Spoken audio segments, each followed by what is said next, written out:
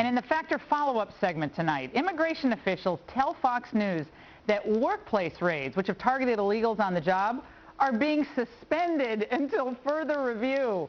This must make House Speaker Nancy Pelosi very, very happy. You may remember she was caught on tape talking to a bunch of legal and illegal immigrants recently. Who in our country would not want to change a policy of kicking in doors in the middle of the night and sending a parent away from their family? It must be stopped. What value system is that? I think it's un-American. Apparently, Homeland Security Secretary Janet Napolitano, a big supporter of so-called comprehensive immigration reform, will now focus on criminal illegals and employers who hire undocumented workers. So is this the sort of change that we can believe in? Joining us now from Washington, immigration activist Caroline Murray. Now, Caroline, I was looking at the report that William Longinus of Fox News did. I mean, he's done a lot of investigation into what's happening with these raids on workplaces, and he said that the Immigration Customs Enforcement officials are, quote, paralyzed with fear. Fear of enforcing the immigration laws for fear that they're going to get retribution against them on the job. In other words, get fired for enforcing the laws. Do you think that's a good thing? Well, I don't know who you're speaking to who works for Immigration and Customs Enforcement, but it seems to me that we have a problem with our borders. There's a lot of violence going on in the borders of Mexico, and people need real help.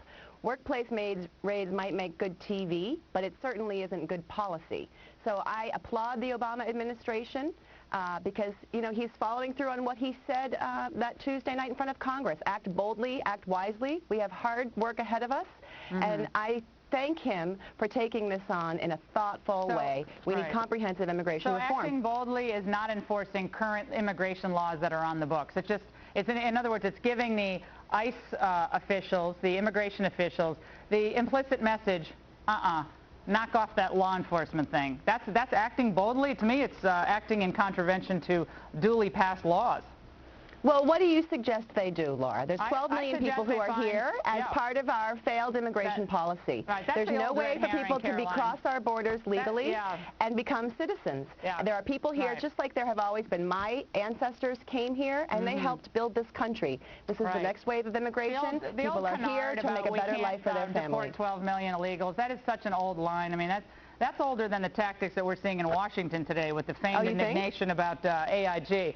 Because what we've seen is that workplace raids go to the heart of the problem. Employers who willfully hire illegal aliens or look the other way because they didn't bother to do the check that a measure like E-Verify makes so easy. So you would then be in favor of E-Verify. Would you not be in favor of that, Caroline? We need to have a way for all workers to be legal in this country, and that's what comprehensive immigration reform would do. Well, first of all, everybody knows the E-Verify program is completely flawed. If you enter an 8 and the 8 looks like a 0 because some person wrote it down in a messy way, it's not going to show up. But the point is that as long as there is one group of workers who can be preyed upon by unscrupulous employers, then it's going to drag down wages for everyone. These employers are choosing to hire people who are undocumented so that they cannot pay them. That's exactly right, and that's why we need immigration reform. Talking over me doesn't make your points any more persuasive. All right, when employers hire people, E-Verify allows them to put their Social Security numbers into the computer, and presto, maybe there'll be a couple of mistakes made here and there, which could be quickly corrected. A couple mistakes. Let me finish. Actually far more than a couple mistakes. I can't hear you. What happens is they put their names into the computer and are able to find out whether these match up. That is an instant check. You would do instant background checks at gun shows. Everyone's in favor of that, right? But what I think we find is that, Caroline... Would you like me to respond? Hold on a second. Immigration activists, like yourself, don't really want any enforcement on the books, do you? What enforcement are you actually in favor of? Why don't you tick that off? That would be easier than telling us what you're against. We can start with the failed policies of the Bush administration that led to this entire crisis. Okay, I just this is linked to our economic crisis. The economic crisis is tied to the crisis in immigration. The economic crisis is an immigration problem. They're linked, obviously. They are linked. They're linked. Because as long wages are dropping and employers are preying upon people who have no rights on the books. You're right. We actually agree on that. But you basically can't name if we provide legalization for 12 billion people, we will increase our tax revenues by $60 billion. You can't name, $60 billion in taxes. One law on the books, enforcement provision on the books that you're in favor of, can you? Laura, we need comprehensive immigration reform with a pact of citizenship, so people can become legal and cross the borders legally.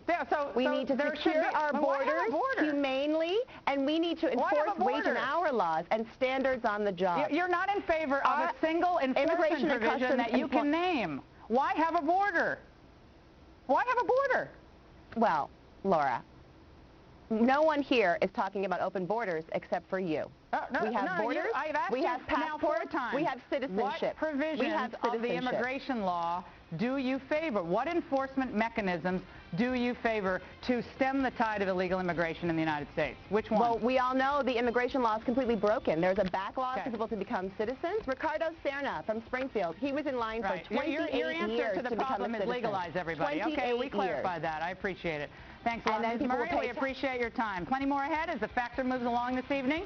The left-wing media attacks the Pope for some controversial comments he made about condoms and AIDS, and a brand new baby boom in the United States. Only one problem. Nearly half are born out of wedlock. We hope you stay tuned for those reports.